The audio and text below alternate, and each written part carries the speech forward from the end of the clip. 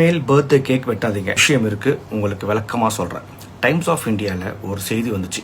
South இந்தியாவில், தென்னிந்தியாவில் இருக்கிற எல்லா ஃபேமஸ் பேக்கரி கடையிலையும் ஒரு 235 கேக் சாம்பிள் கலெக்ட் பண்ணாங்க.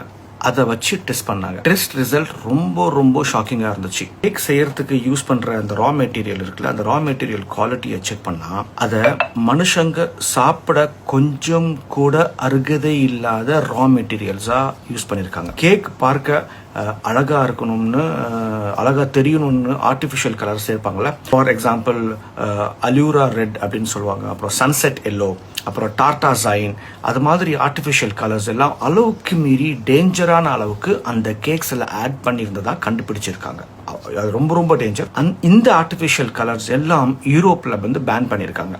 அப்போ இந்தியாவில் எப்படி அலோவ் பண்ணுறாங்க, ஏன்? அது ஒரு பெரிய கொஸ்டின் மார்க். நம்ம எல்லாத்துக்குமே பிடிக்கிற, முக்கியமாக எனக்கு ரொம்ப பிடிக்கிற பிளாக் ஃபாரஸ்ட் கேக், எனக்கு ரொம்ப பிடிக்கும் பிளாக் ஃபாரஸ்ட் கேக். அதுக்கப்புறம் ரெட் வெல்வெட் கேக். அந்த black forest cake, red velvet கேக்கில் ரொம்ப ஜாஸ்தியாக அந்த ஆர்டிஃபிஷியல் கலர்ஸ் அண்ட் அந்த சீப்பான சுகர் மூலப்பொருட்கள், இந்த ரா மெட்டீரியல்ஸ் சொல்லுவாங்க, இருந்ததா கண்டுபிடிச்சிருக்காங்க அந்த டெஸ்ட்டில். அதை ஆட் பண்ணால் டேஸ்ட்டும் கலரும் சூப்பராக இருக்குமா.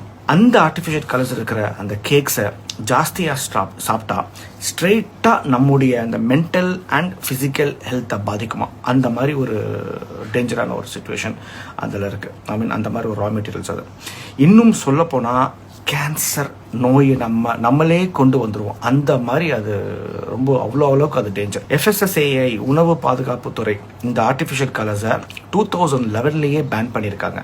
ஆனால் பேக்கரிஸ் அந்த ரூல்ஸை ஃபாலோ பண்ணுறதில்ல அப்படின்னு சொல்லி கண்டுபிடிச்சிருக்காங்க. பிஸ்னஸ்க்காக நிறைய சேல்ஸ் ஆகணுங்கிறதுக்காக ஆர்டிஃபிஷியல் கலர்ஸை இன்னமும் ஆட் பண்ணிக்கிட்டு இருக்காங்க. உங்கள் உடம்பை நீங்கள் பார்த்துக்குங்க. இந்த வீடியோவை உங்களுக்கும் உங்களுக்கு தெரிஞ்சவங்களுக்கும் நீங்கள் யார் நல்லா இருக்கும்னு நினைக்கிறீங்களோ அவங்களுக்கு ஷேர் பண்ணுங்கள். முக்கியமாக கேக் ஜாஸ்தியாக சாப்பிட்றவங்களுக்கு ஷேர் பண்ணுங்கள்.